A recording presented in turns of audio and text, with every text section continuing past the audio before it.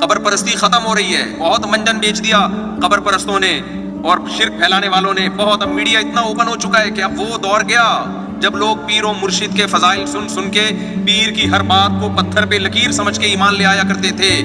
لوگوں کو پتہ چلتا جا رہا ہے کہ اوریجنل اسلام کیا ہے، سچی مچی کا اسلام کیا ہے اور جھوٹا اسلام کیا ہے. اب لوگوں کو سمجھ میں آ رہا ہے یہ. پہلے زمانے میں تو پیر صاحب نے جو بول دیا بس پیر صاحب ہی ہیں.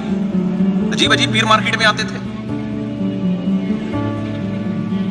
ایسے ایسے پیر تھے 200 کلو کے. باریک پیر کو تو لوگ مانتے ہی نہیں تھے. کوئی پیر جاگنگ کر رہا ہے، ہو ہی نہیں سکتا یہ پیر. کوئی پیر سوئمنگ کر رہا ہے، یہ کہاں سے بزرگ ہو گیا ہے بھائی. کوئی پیر 4 شادیاں کر رہا ہے تو سوال ہی پیدا نہیں ہوتا، وہ تو انسان ہی نہیں ہے. پیر صاحب کا ایک تصور تھا کہ 250 کلو کے پیر صاحب ہوں گے. روزانہ ان کے بارے میں لوگوں کو اچھے اچھے خواب آئیں گے، بشارتیں ملیں گی، چاہے وہ جماعت سے نماز نہ پڑھیں.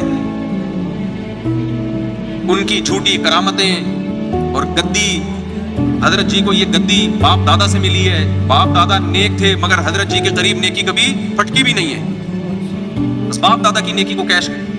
اب الحمدللہ مسلمان اس عذاب سے آہستہ آہستہ نکل رہا ہے، اس عذاب سے نکل رہا ہے آہستہ آہستہ. میں اکثر ایک بتاتا ہوں نا، ایک پیر صاحب اپنے خواب بہت سناتے تھے پیر لوگ.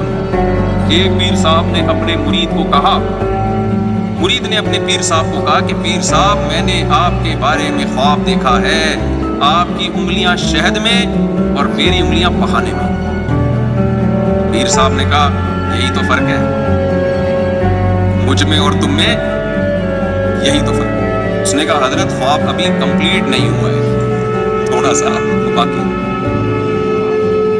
خواب میں آگے میں نے دیکھا کہ میری انگلیاں آپ چاٹ رہے ہیں اور آپ کی انگلیاں میں چاٹ رہا ہوں. میری انگلیاں آپ چاٹ رہے ہیں اور آپ کی انگلیاں میں چاٹ رہا ہوں. تو اب پیروں پہ جاہل، پیروں پہ لطیفے بنے ہوئے ہیں. لوگ کہتے ہیں بھائی قرآن و سنت کی بات کرو.